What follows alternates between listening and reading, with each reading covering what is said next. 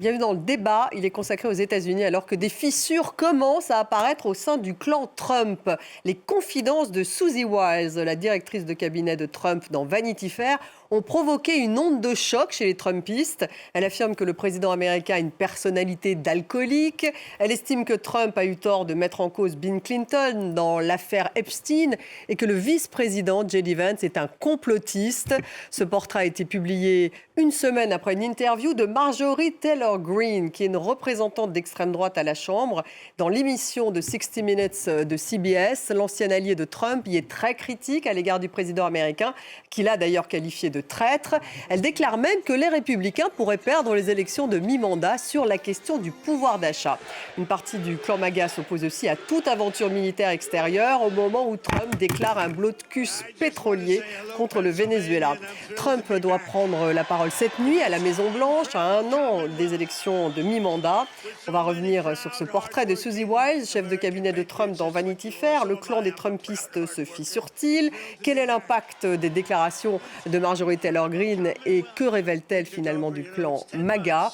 Les républicains pourraient-ils, oui ou non, perdre les élections de mi-mandat, comme l'affirme Marjorie Taylor Greene, en particulier sur cette question du pouvoir d'achat? On va en parler avec nos invités. Hélène Kuntz est avec nous ce soir. Bonsoir. Bonsoir. Merci d'être là, professeure à l'INSEC Paris, autrice de Portrait de VIP, l'incroyable histoire de Kamala Harris.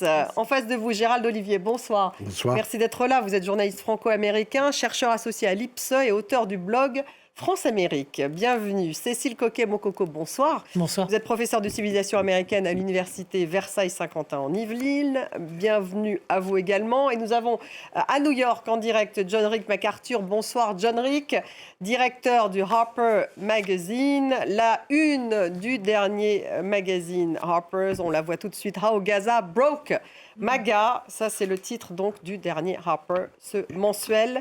Merci d'être là. Susie Wiles, donc DIRCAB, la directrice de cabinet de Donald Trump, a donné donc plusieurs interviews au magazine Vanity Fair.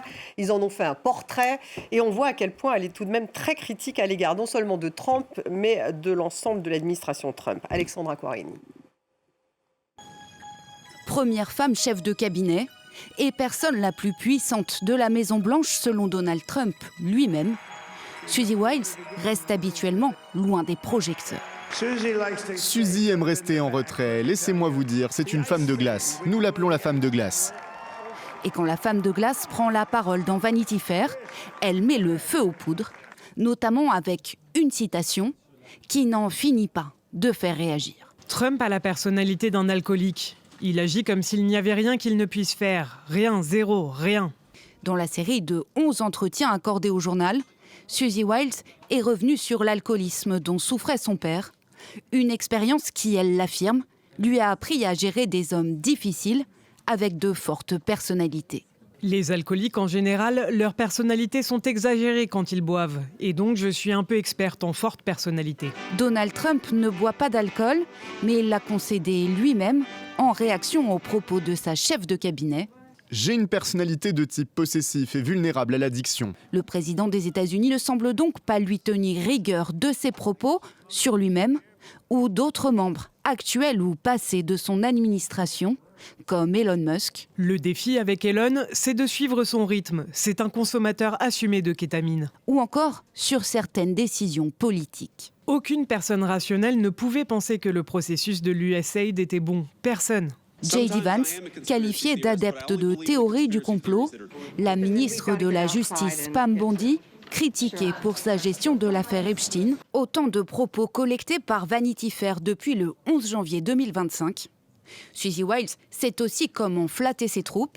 Pete Hegseth, secrétaire à la Défense, Kash Patel, directeur du FBI, et John Ratcliffe, directeur de la CIA, constituent un cabinet de classe mondiale, selon ses mots.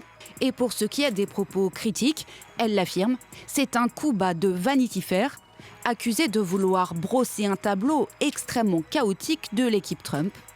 Une accusation relayée aussi par la Maison-Blanche, qui a renouvelé toute sa confiance à Susie Wiles. Mais elle ne nie pas ses propos, Susie Wiles. Hélène Kuntz, pourquoi est-ce qu'elle a fait ça, la directrice de cabinet de Donald Trump? Ça commence à tanguer du côté des MAGA. Alors, je pense qu'elle n'est pas déloyale, malgré tout. Elle a dû être un peu ambivalente. Et je pense que peut-être elle ne s'est pas rendue compte du produit final dans le journal. Vous voyez, ça s'est fait sur une dizaine de mois. Donc, peut-être elle s'est lâchée un peu. Elle s'est lâchée, Elle clairement. s'est lâchée. Oui, mais le problème, c'est pas un dossier à charge tout de même. Si. Elle avoue des choses qui sont que l'on peut démontrer facilement. Donc, Oui, mais ça la rend déloyale. Vous vous dites si. Si, parce qu'elle a été critique de Donald Trump à travers certaines expressions, mais elle a surtout été très critique de l'article quand il est paru et qu'elle a pu le lire. Et la première chose qu'elle a dénoncée, c'était justement un portrait à charge. Elle a dit que ces citations étaient sorties du contexte et qu'elles avaient été sélectionnées pour donner une image de la Maison-Blanche comme celle que votre reporter a décrite, c'est-à-dire chaotique, avec des gens plus ou moins, comment dirais-je... Oui, mais enfin, Gérald Olivier, elle savait que ça serait un portrait. Elle a fait plusieurs interviews de Vanity Fair. C'était pas une interview en direct, oui. Non, mais ça, c'est la question d'ailleurs que beaucoup de républicains posent, c'est-à-dire...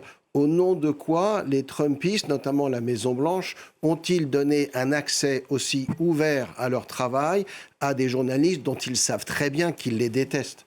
Et il y a cette relation d'amour et de haine entre la presse dominante américaine et le mouvement MAGA et Donald Trump depuis des années. Donald Trump critique la presse parce que la presse critique Donald Trump. Et peut-être là, pensait-il qu'enfin ça allait changer, qu'ils auraient droit à un traitement un petit peu plus équitable, un petit peu plus impartial, et à l'arrivée, ils ont vu que ce n'était pas du tout le cas. Donc il y a une certaine naïveté de leur part, à mon avis, d'avoir donné un tel accès à des gens dont ils savaient très bien qu'ils n'allaient pas dire du bien d'eux. Cécile Coquet, mon coco, elle serait naïve alors, Suzy Wise?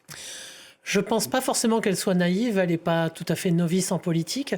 Elle a accompagné la campagne de Trump à partir de 2016 en Floride, elle a levé des fonds de manière très efficace. Je pense que c'est quelqu'un qui veut probablement manifester son indépendance et sa capacité à au moins se faire entendre par le président, même s'il ne se range pas toujours à ses opinions. Vous êtes d'accord, John Rick, pourquoi Suzy Wise fait-elle cela? Elle savait qu'elle prenait un risque, elle savait que Vanity Fair n'était pas pro-MAGA. Moi, je vois plutôt l'un des rats qui se prépare à quitter le navire en perdition. Parce que là, récemment, Trump s'est dévoilé vraiment fou, mais dingue. Si vous n'êtes pas au courant de sa réaction au meurtre de l'acteur, le comédien célèbre à Los Angeles. Rob Reiner. J'ai perdu son nom. Rob Reiner. Vous n'êtes pas au courant de la politique américaine. Il a dit des choses absolument cinglées. Il sombre dans le chaos psychologique là. Alors je me demande si Madame avait un accord avec le journaliste de Vanity Fair qui lui donnait permission de sortir les pires accusations au bon moment, au moment propice. Et si vous voulez vous séparer de l'administration Trump et vous préparer pour la campagne, la succession de Trump, et je pense qu'elle est plutôt partisane de Marco Rubio, que maintenant c'est le bon moment de se séparer. Ah, donc ça serait un calcul. Vous dites que c'est plutôt un calcul, hein, John Rick. Réponse intéressante de voir la réponse de l'ensemble de l'administration Trump. Déjà, on a vu que Trump a dit que finalement il avait une personnalité d'alcoolique, même s'il ne buvait pas. Donc il n'était pas offusqué, il ne l'a pas traité de traître comme il a pu le faire avec Marjorie Taylor Greene. Réponse de J.D. Vance aussi, qui finalement il affirme que Suzy Wiles n'a pas été déloyale à l'égard de Trump et qu'il soutient en fait certaines théories conspirationnistes. On va écouter. Je suis parfois complotiste, mais je ne crois qu'aux théories du complot qui sont vraies.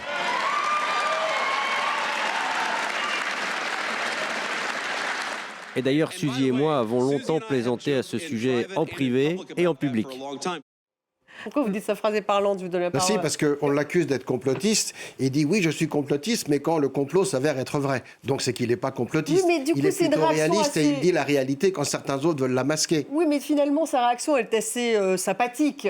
Oui, mais c'est justement, j'en reviens. Moi, je suis pas d'accord avec John Rick. Hein. Je ne pense pas que ce soit que Susie Wiles soit en train de préparer son départ, parce qu'elle n'a pas été la seule qui a été interviewée par ce journaliste. La Maison-Blanche a été véritablement ouverte. Le journaliste a interviewé J.D. Vance, d'ailleurs, il y a son portrait. Il a interviewé Stephen Miller, il y a son portrait. Il a interviewé Marco Rubio également, ainsi que l'assistant directeur cabinet de Susie Wiles. Donc, il a interviewé tout le monde pour dresser un portrait de la Maison-Blanche sous Trump. Et je suis convaincu qu'il y a eu, de la part de l'administration et de ces gens-là, une forme de naïveté en se disant, ça y est, on va enfin avoir un traitement médiatique qui sera un petit peu plus impartial. Vanity Fair n'est pas n'importe quel magazine quand même. C'est le grand magazine de société qui avait offert pratiquement une demi-douzaine de couvertures à Michelle Obama quand Obama était président, qu'on a offert une à Melania Trump. Et voilà, il voulait être chic. Ils voulaient être chic et se sont fait piéger. Alors, vous savez, et ce n'était pas que les portraits, il y avait aussi, on a vu tout à l'heure, les photos qui ne sont pas à ce point flatteuses. Donc, c'était un peu un choix. Non, mais enfin, c'est des vraies photos tout de même. Oui, donc, mais c'est comme ça, ils se sont... Mais ça faisait bien tout de même d'être dans Vanity Fair. Il y a un C'est peu ce qu'ils pensaient. Et je pense que c'était l'objectif, mais ils se sont fait une forme de avoir. vanité, peut-être aussi. Oui, mais je pense On que parlait de Susie Vanity Fair. Wiles se préserve là. Elle n'a que 68 ans. Et Donald Trump est bientôt en fin de mandat. Donc, effectivement, elle prépare peut-être un peu son propre avenir aussi. Donc vous êtes plutôt d'accord avec John Rick. Intéressant aussi de voir la réaction de Donald Trump Jr., donc le fils de Trump, sur X. Personne n'est mieux placé que Susie Wiles pour être la directrice de cabinet de mon père. Donc en fait, finalement, il la flatte. Malgré ses critiques, ça aussi, c'est tout de même, ça interroge, Cécile Coquet, mon coco. Ils n'ont pas voulu finalement mettre de l'eau, mettre de l'huile sur le feu. Oui, effectivement. Comme on dit en anglais. Je pense qu'il n'est pas forcément facile de travailler avec Donald Trump et qu'il serait bien en peine de trouver quelqu'un qui puisse la remplacer de fait. Et Donald Trump, d'une certaine manière, le reconnaît. Oui. Elle est un peu irremplaçable. Vous diriez ça, John Rick? Si je peux ajouter un commentaire un peu plus ironique, elle nous raconte qu'elle connaît bien des hommes alcooliques, des hommes forts, etc. Elle sait, selon elle, comment les gérer, comment les mener à une meilleure vie.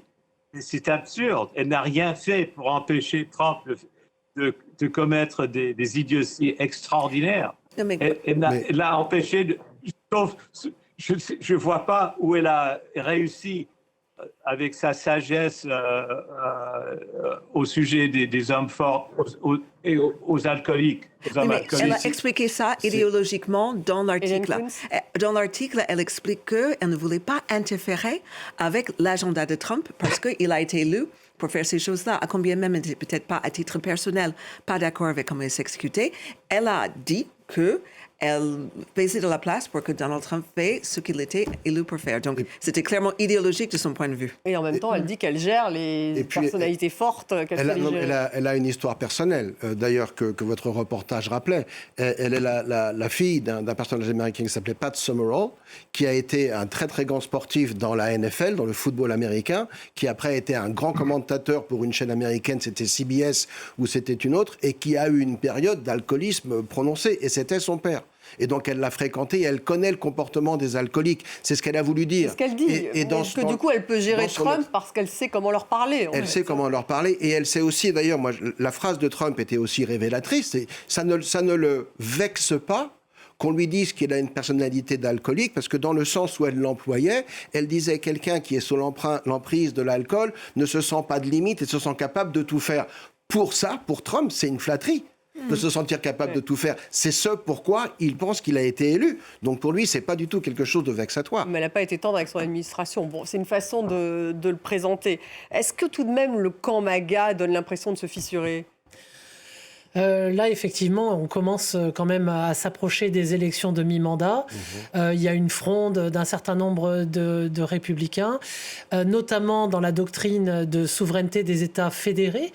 donc les 50 États, qui résistent au lobbying de la Maison-Blanche s'agissant des redécoupages de circonscriptions électorales, justement en vue de ces prochaines élections qui vont renouveler l'intégralité de la Chambre des représentants et un tiers du Sénat. Des résistances, donc, y compris au sein du camp trumpiste. Au sein du parti. Au sein du Parti républicain. Au sein du Parti républicain. Mais donc ils sont moins... Ils étaient comme un seul homme, on peut le dire, il y a quelques mois, et ça commence tout de même à se fissurer. Vous êtes d'accord, John Rick? Non, ce que je vois encore, c'est une fissure sur l'idéologie du MAGA. Il y a une vraie fissure et on le raconte, vous avez bien vu la couverture de Harper's, surtout sur la conduite de l'Amérique à l'égard d'Israël et de Gaza. Énorme fissure. Charlie Kirk n'était pas un fidèle de Trump. Il était plutôt, il est devenu très critique juste avant son assassinat de la politique américaine envers Israël et Gaza. Et encore, il y a, comme vous avez bien indiqué au début de l'émission, une crise, vraiment un acte de guerre lancé contre le Venezuela. Oui. Parce que de faire un blocus, tant que je sache, c'est un acte de guerre sous la loi internationale.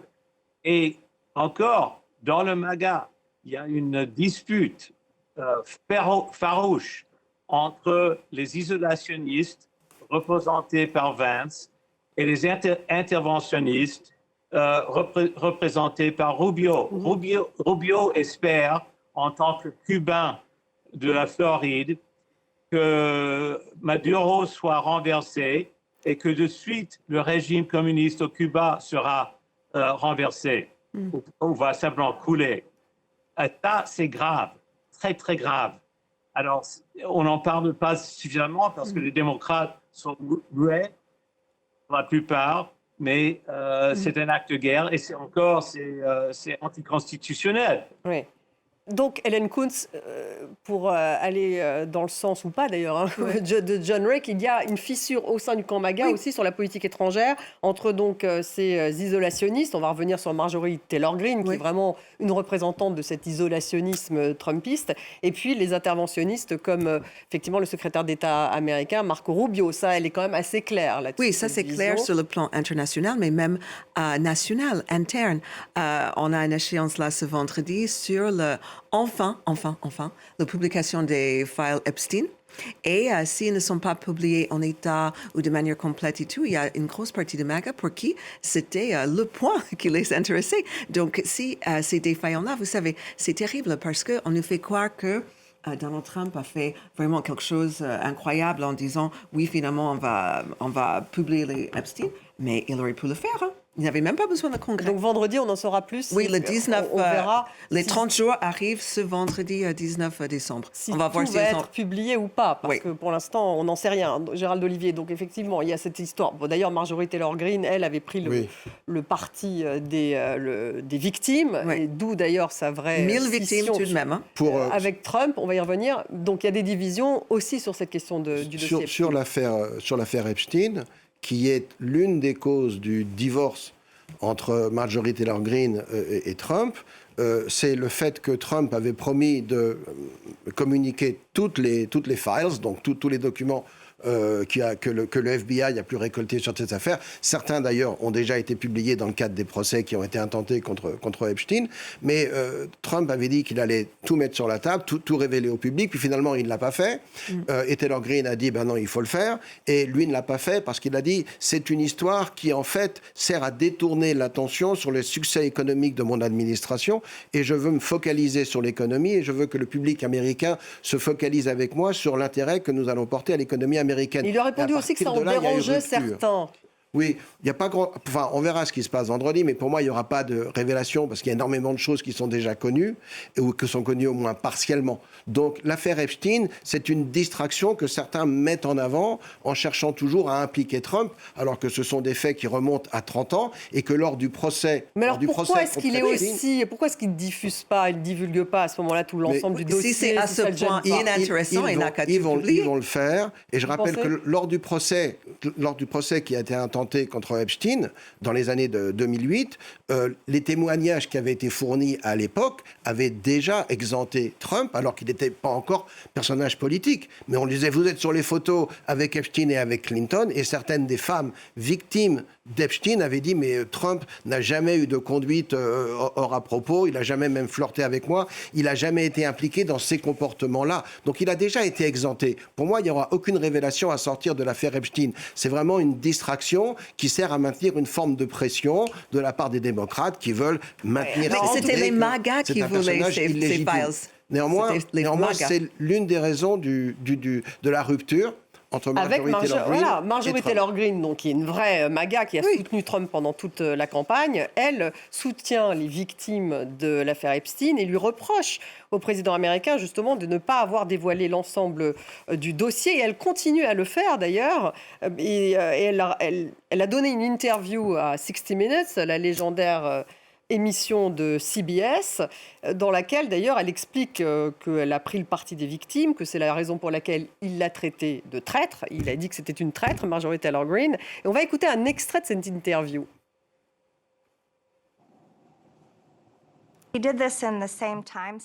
Oui, il m'a traité de traître au moment même où le président Trump faisait venir le chef d'Al-Qaïda recherché par le gouvernement américain, qui est aujourd'hui président de la Syrie. Puis, en l'espace d'une semaine, il a fait venir le prince héritier Mohammed Ben Salman, qui a assassiné un journaliste américain. Puis le maire socialiste démocrate nouvellement élu de New York. C'est pendant cette période qu'il m'a traité de traîtresse.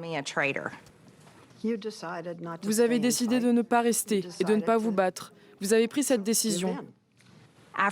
Après que le président Trump m'ait traité de traîtresse, j'ai reçu une menace d'attentat à la bombe artisanale contre ma maison, puis plusieurs menaces de mort directe contre mon fils. Voilà ce qu'elle raconte, Cécile Coquet-Mococo, Marjorie Taylor Greene. Déjà, cette interview, elle dure très longtemps et on peut vraiment dire que là, c'est tout de même la première fois que quelqu'un de très fidèle à Trump, qui était vraiment, faisait partie de sa campagne, avait pris des positions, en plus, est complotiste, enfin, c'est une vraie Trumpiste. C'est la première fois, effectivement, qu'elle prend la parole comme ça et qu'elle est très claire. Elle parle donc du fait que Trump les qualifier de traître, elle le critique, elle se désolidarise de lui, elle dit qu'elle va démissionner d'ailleurs avant la fin de son mandat parce qu'elle est menacée de mort depuis justement que Trump l'a traitée de traître. Là, il y a une vraie scission quand même apparente. Oui, mais ça fait aussi partie, malheureusement, du climat politique américain. Elle est loin d'être la seule à avoir été menacée de mort. C'est malheureusement aussi un symptôme de tout ce que cette polarisation et tout ce venin politique ont produit. Après, je ne sais pas ce qu'elle prévoit pour son propre avenir politique, ni quelle crédibilité elle compte garder. Tout va dépendre de sa capacité à se présenter comme la porte-parole de la base MAGA. Donc elle aurait une ambition peut-être politique aussi en se démarquant ainsi et en finalement donnant sa démission avant la fin du mandat.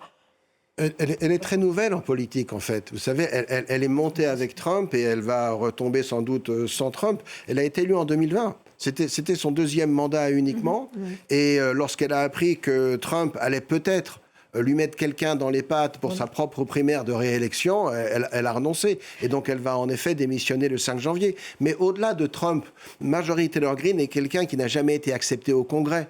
Elle était, je veux dire, voilà, c'était le mouton noir et tout le monde l'évitait, y compris dans le camp républicain, parce que pendant longtemps, elle a eu une langue qu'elle avait du mal à contrôler et elle disait des choses qui ne servaient pas forcément son propre camp. Donc il y a tout un contexte au-delà de Donald Trump.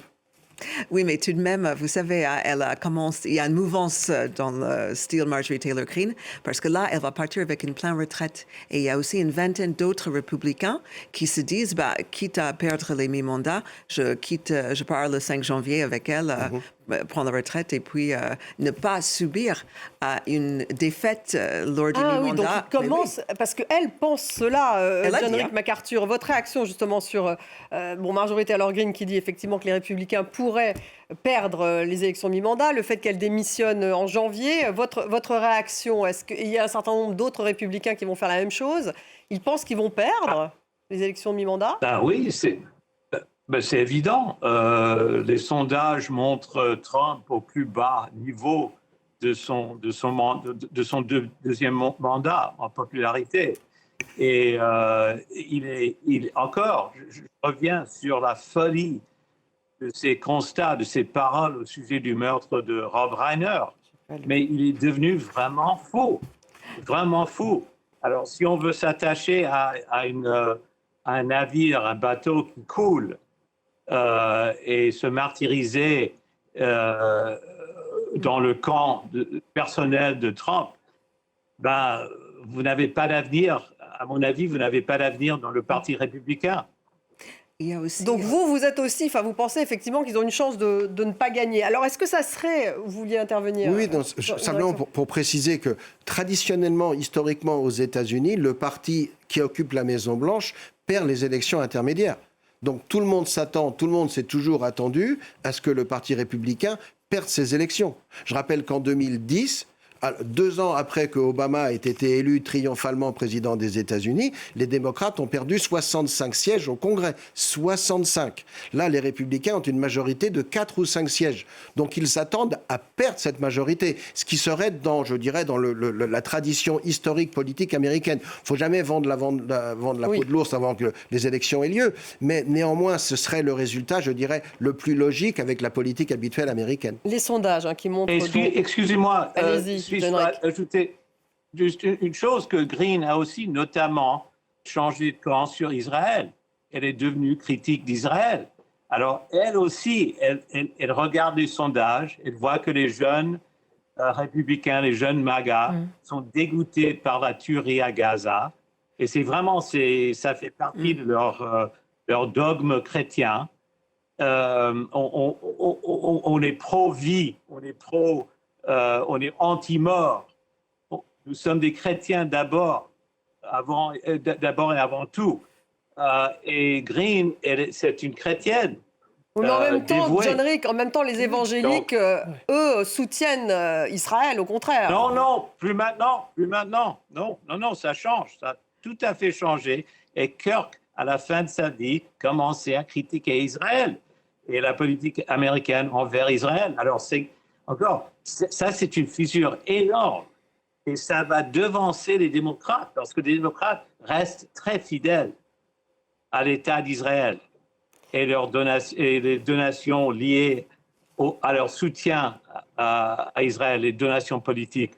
Selon Politico, en tout cas, un sondage de la semaine dernière, 46% des Américains pensent que la hausse des prix est la pire qu'ils aient connue.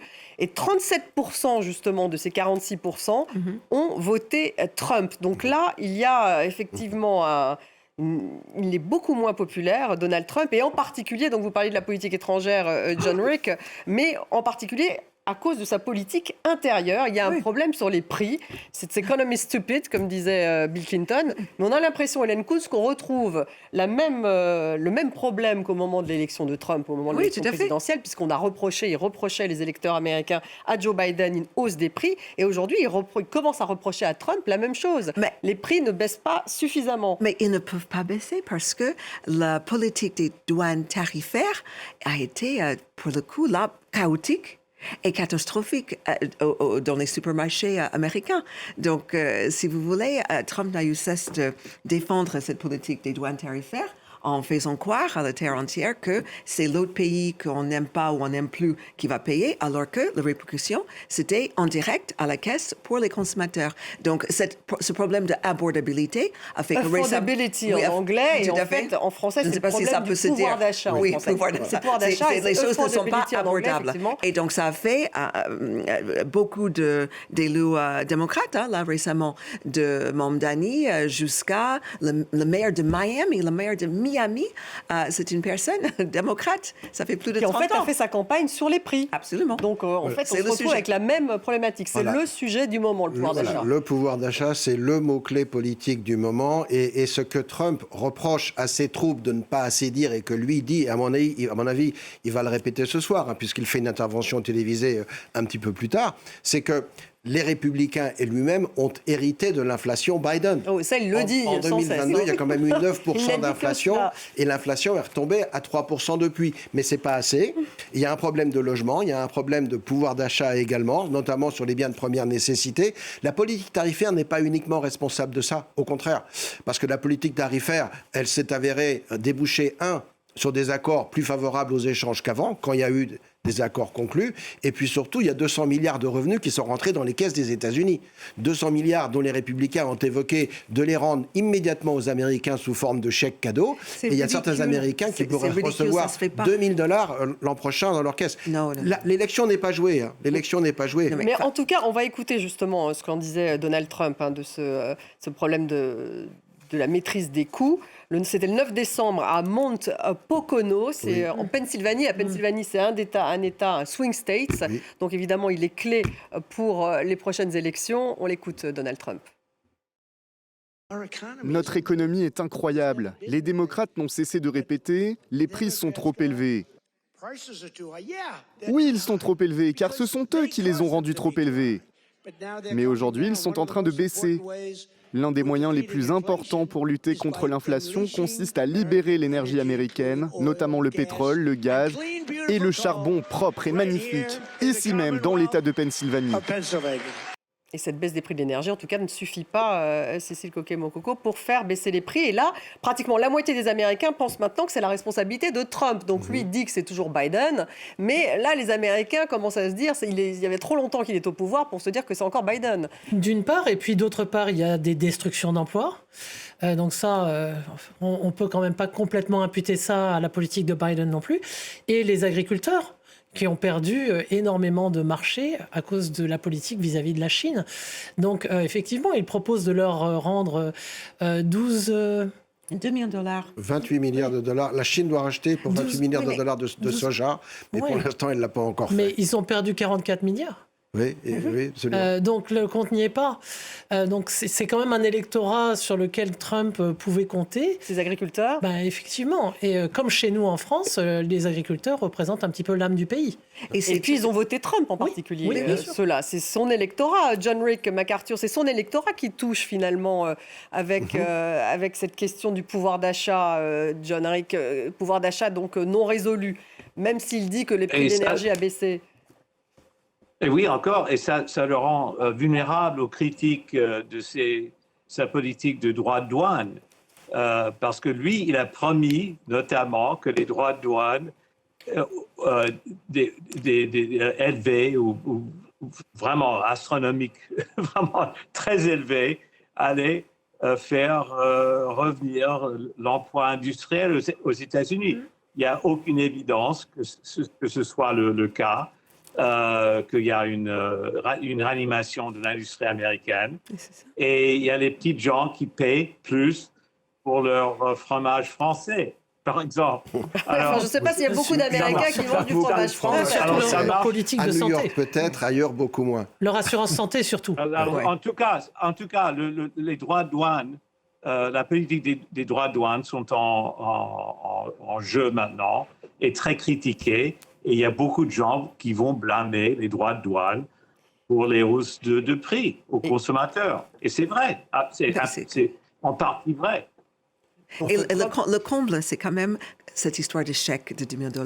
Mais pendant le shutdown, donc pendant une quarantaine de jours, à la rentrée, le gouvernement américain était à l'arrêt parce qu'il n'y avait pas d'entente au Congrès. Et voilà. Républicains et démocrates. Voilà, tout à fait. Et Donald Trump a jugé bon de même de partir à l'étranger. C'est la paralysie budgétaire. Oui, tout à fait. Mais le problème, c'est qu'il s'est battu même jusqu'à la Cour suprême pour ne pas payer des choses qui étaient dues. Donc, c'est très cynique de dire, j'aurais éventuellement... Non, il y avait des choses qui étaient dues. Des prestations sociales qui devaient être versées, qu'il se battait pour ne pas les verser. Et là, il va nous faire croire qu'il y aura potentiellement un chèque de $2 000. C'est terrible. Alors, ce qui est important, c'est vrai que la question du pouvoir d'achat est essentielle. Les élections législatives de 2026 vont se jouer sur l'économie, il n'y a aucun doute là-dessus. Comme les élections présidentielles se sont jouées aussi sur l'économie. Il y a deux écueils pour Donald Trump. Le premier, c'est qu'une politique économique, elle n'a jamais un effet immédiat. Il y a toujours un effet, mais qui vient un petit peu à retardement. Rappelons quand même, et là on ne peut pas le nier, même s'il y a un effet d'annonce, que vous avez des dizaines de milliers de milliards de dollars d'investissements industriels prévus aux États-Unis et qui ont été annoncés tout au long de l'année de la part de tous les pays que Donald Trump a visités, avec lesquels il a conclu alors, des est-ce que ça accords aura commerciaux. un impact sur les prix? Mais ça aura C'est un un peu la impact question, sur l'industrie, sur l'emploi et sur le pouvoir d'achat. Par contre, il y a toujours un décalage. Quand vous écoutez Scott Bessent, qui est le secrétaire au Trésor, il est quand même très très positif et il est très, comme on dit, bull en anglais, bull market, il est très positif sur l'économie. Maintenant, les démocrates ont intérêt à ce que l'économie n'aille pas bien. Et vous parliez à l'instant du shutdown, donc de la fermeture du gouvernement, et c'était un... Comment dirais-je, a ploy, c'était un coup joué par les démocrates. Vous dites que c'était un coup joué par les démocrates, le shutdown. Mais eux qui ne voulaient pas voter. Les démocrates n'ont aucun pouvoir dans cette affaire. Si, et d'ailleurs, la preuve, c'est que le gouvernement s'est ouvert quand 5 démocrates ont décidé de rallier le camp républicain et de voter pour la réouverture. Donc les démocrates ont fermé le gouvernement pendant 46 jours pour pénaliser l'économie américaine. Et ça va recommencer au mois de janvier. Parce qu'ils voulaient Rien ne dit que ça ne va pas recommencer au mois de janvier. Leur intérêt, c'est que l'économie aille mal. Et l'assurance maladie, ça va commencer aussi ce vendredi. Ça va être terrible. Voilà, ça va l'assurance être maladie, des c'était hausses ça qui de était au prix cœur de cette en fait, non-discussion mais entre vous savez, c'est quand même républicains à et chaque fois démocrates. super personnel. Donald Trump ne supporte pas le Obamacare, mais il n'arrive pas à le faire annuler. Donc, il doit passer par ces périples pour faire payer tous les citoyens américains pour son bémol personnel vis-à-vis de Alors, c'est Barack intéressant que Obama. vous parliez de l'Obamacare parce qu'il y a 4 républicains aujourd'hui même qui ont voté une pétition soutenue par les démocrates pour prolonger de 3 ans justement des coups bas d'assurance maladie avec les démocrates. Ça fait partie d'ailleurs de l'Affordable Care Act, donc ça fait partie de l'Obamacare. Donc là, il y a eu un accord, c'est-à-dire que des républicains ont rallié une pétition de démocrates pour la prolonger de 3 ans. Absolument. Gérald Olivier. Et sur les 4 républicains, il y en a 3 qui sont candidats et qui sont déjà élus de Pennsylvanie. Pennsylvanie, dont vous disiez vous-même que c'est un État clé, c'est un swing state, et l'électorat démocrate est très très près de l'électorat républicain en termes d'égalité électorale, et donc ces républicains-là auront besoin de voix centristes. Et c'est la raison pour laquelle... Donc ce sont des nouveaux traîtres à Trump. Ce ne sont pas des traîtres, mais ce sont des gens qui veulent défendre leur siège et qui espèrent le sauver comme ça. Un mot, John Rick, là-dessus, justement, sur ces républicains qui ont voté en faveur de cette pétition soutenue par les démocrates. Ben, l'ironie, c'est qu'ils ont raison, les républicains, quand ils disent qu'Obamacare, c'est un système ridicule et faible, qui ne marche pas, qui ne fonctionne pas très bien, par rapport avec un système de santé publique comme en France ou en Allemagne, même au Royaume-Uni, c'est vraiment très faible. Mais c'est vrai qu'il y aura des gens qui paieront beaucoup plus pour leur assurance privée si on ne permet pas aux subventions de continuer après le 1er janvier. Alors, oui, c'est vrai. Mais donc, John Rick, il se désolidarise de Trump, là. Mais à mon avis, non, il ne se désolidarise pas. Dans le Congrès américain, souvent, le leadership, les gérants du parti donnent la permission à quelques républicains ou à quelques démocrates pour voter avec la majorité pour sauver leur peau politique. Oui. Alors, à mon avis, c'était Johnson qui leur a permis de voter avec les démocrates. Mike Johnson, ou qui va les permettre de voter avec les démocrates, parce qu'il ne veut pas, lui, perdre sa majorité. Parce qu'il perdrait son poste. Oui, donc on voit bien qu'il y a des enjeux politiques locaux, en fait. Oui. Un mot sur J.D. Vance, qui en fait est retourné en Pennsylvanie. Est-ce qu'il pensait que la prestation de Trump en Pennsylvanie était si bonne que ça? Pas sûr. Trump qui s'est donné un A+++ sur l'économie. Eh bien, Vance y est allé aussi. C'était hier soir, en fait, donc hier. Et voilà, on va écouter un extrait de son discours. Compte tenu de la gravité de la situation sous l'administration Biden, nous allons continuer à travailler chaque jour pour que les Américains ressentent les bienfaits de l'économie Trump. Encore une fois, nous avons déjà constaté de grands avantages pour le peuple américain, mais nous avons beaucoup à reconstruire au cours des 3 prochaines années et le président est plus que quiconque déterminé à faire en sorte que nous y parvenions. Donc il revient sur le fait, il dit, il nous manque 3 ans, il faut nous laisser 3 ans, il nous faut le temps que ça marche. Mais voilà. Vous voyez, quand vous voyez son discours, cette personnalité-là, je pense que je peux comprendre que Susie Wiles, stratège, se dit pas sûr que je pourrais se ranger derrière celui-là. Et pourquoi? Parce qu'il manque cruellement il n'est pas charismatique comme Trump. Et il n'est pas rassembleur comme Trump l'était, vous voyez. Mais il a l'ambition politique. Énormément d'ambition. Oui. Mais tout à l'heure, Jean-Luc avait dit que c'est n'importe quoi ce que dit Donald Trump. En fait, on voit tout de même, on peut observer le déclin cognitif de Trump, qui est manifeste. Vous savez, quand on voit... alors, on demande, c'est les dossiers médicaux, parce que c'est quand même étrange qu'il aurait fait 3 IRM cette année, par exemple. On n'a pas les résultats des IRM, lui dit que tout va bien, évidemment. Mais... Oui, mais c'est très inhabituel d'avoir 3 IRM. Et vous savez, c'est toujours indécent de parler de l'âge. Mais le rapport médical du président est de l'information publique. Donc ça jouerait contre lui, ça. Oui. Non, mais de la part de quelqu'un qui a défendu Joe Biden, c'est amusant de parler de déclin cognitif de Donald Trump. C'est pas encore le sujet, même si les démocrates voudraient en faire le sujet. Comme tous les présidents des États-Unis, il a deux checks tous les deux visites médicales par an, et le dernier rapport était très très positif, donc je ne pense pas que ce soit une question. Non, le véritable enjeu, c'est le moment auquel l'économie, je dirais, sera en mesure de donner aux Américains ce qu'ils attendent. Parce que c'est vrai qu'ils ont élu Donald Trump.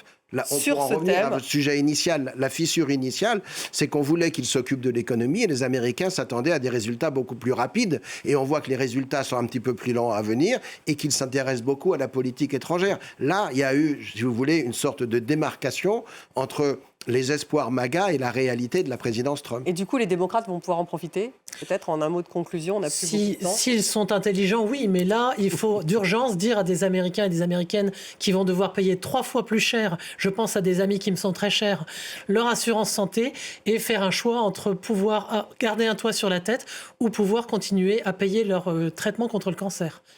Et ça, c'est urgent. Donc c'est urgent de quoi? C'est urgent d'avoir un plan pour les assurances santé. Depuis la campagne, les Républicains assurent qu'ils en ont un, mais on ne le voit jamais sortir. Ouais, ça sera aussi donc un des enjeux de ces élections mi-mandat. Merci beaucoup, John-Rick MacArthur, d'avoir été avec nous, Cécile Coquet-Mococo, Gérald Olivier. Merci, Hélène Kuntz, d'avoir participé à l'émission. Merci à vous tous de l'avoir suivi et je vous dis à demain.